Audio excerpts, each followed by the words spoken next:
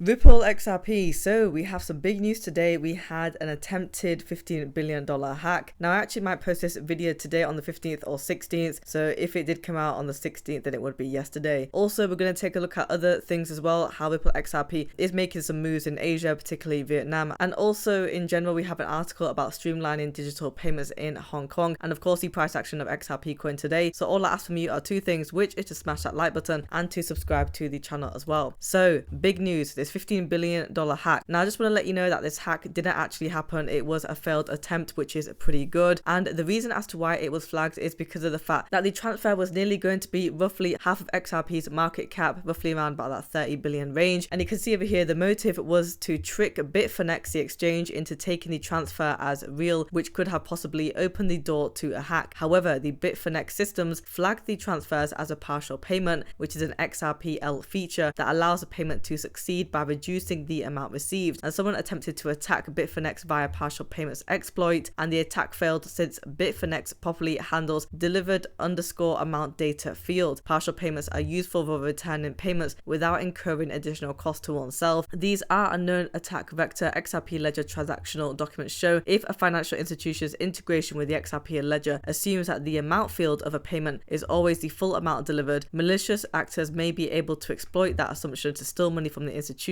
and that the malicious actor withdraws as much of the balance as possible to another system before the vulnerable institution notices the discrepancy. And so I think that we are all pretty much thankful that the transfer didn't happen, because it pretty much would have skewed all of the price, and especially with regards to the market cap, didn't happen at all because we have these features of the XRP ledger, and it goes to show the benefit of it as well. And big shout out to Finex as well, because their security measures essentially allowed it to deter it away, and they successfully thwarted the attack. And so obviously from that aspect, it is good that they prevented it. However, it is a bit concerning that Ripple XRP was in the spotlight and that we had that $15 billion attack anyway. And a lot of times you can never really see these things with other cryptocurrencies. There have been potential hacks, and some of them have actually got through. And fortunately, with those hacks, a lot of the holders were actually reimbursed. But it's good to see that this did not take place. Now we have an industry expert says that XRP will be big in Vietnam. As we know, XRP is currently working on the pilot programs and projects when it comes to CBDCs. So that is with their technology. So what it came from was this breaking news. Now the Vietnamese finance minister announced that we are currently working with Vietnam's central banks to study and possibly implement the use of XRP for cross-border payment across Vietnam and abroad. I believe Vietnam has a population of roughly around about 100 million according to 2021 figures. And so you can see that they will be working on it. And of course, they want to see the benefits that they will be able to gain from it. Now Yasin has basically said that XRP will be big in Vietnam, but I think that this actually goes beyond that, and also in Asia and not just in Vietnam in general. And you'll actually see over here that back in September of last year, the SBI Remit, so that is the division of the SBI Japan, moved to transform global remittance services in 3 Asian countries. And also SBI Remit launched the remittance service utilizing XRP, focusing on bank accounts in Vietnam, the Philippines and Indonesia. And the service was in collaboration with Ripple, SPI, Ripple Asia and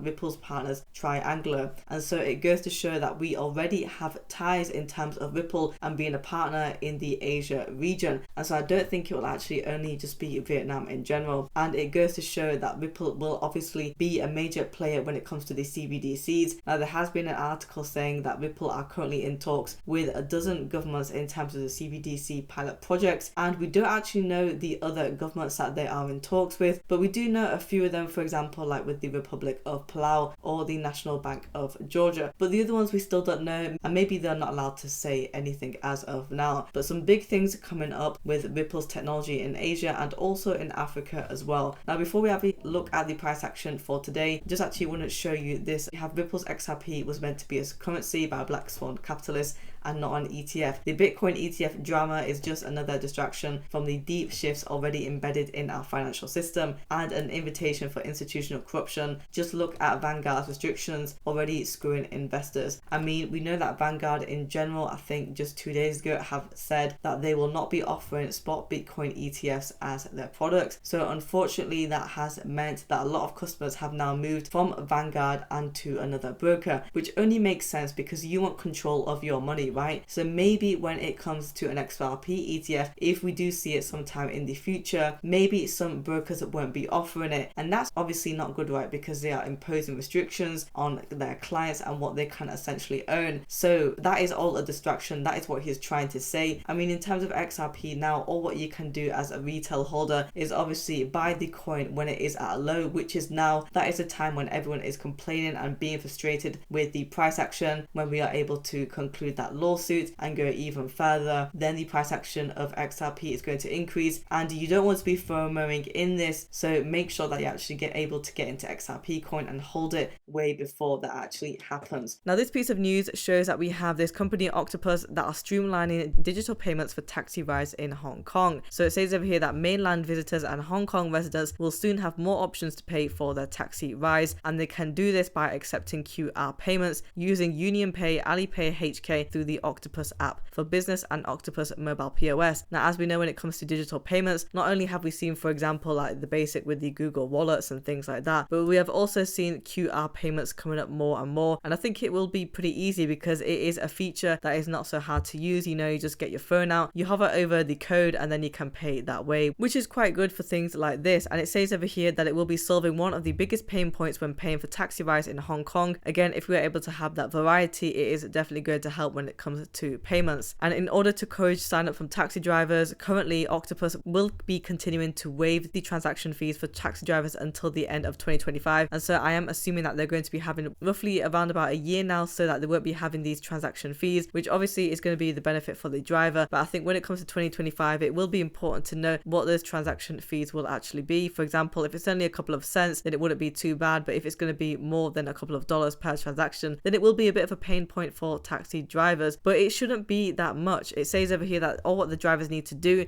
is just enter the payment amount, and that the passengers can tap their Octopus card or scan the QR code on the paired mobile POS to pay. And it is very interesting to see the digital payments when it comes to customers and taxi drivers, for example, because usually we look at digital payments in terms of institutions and businesses, but this is more of the niche level, which I kind of like. So the price action in general, just for Bitcoin, as you can see, we are at 42.2k. I just wanted to point out that we have actually come down to 59 points. We are in the neutral zone, and if you do remember before, we were actually at that greed level at around about 75 points, and that was for quite some time, right? For about roughly a month. And Bitcoin has come down by roughly around about 4k. It was actually sitting at 46k a couple of days ago. It's come down now on the 7-day chart. As you can see, we are down by 6.36%. We are in the low point now of that 40k level, but still Bitcoin has been doing pretty well in terms of performance wise, because it was able to surpass that 27.9k level back in October, so we are still pretty high. XRP coin, as you can see, we are trading at 0.5708. We are down by 1.28% on the 1-day chart. For the volume, we are up by 116%, and we are trading at $1.1 billion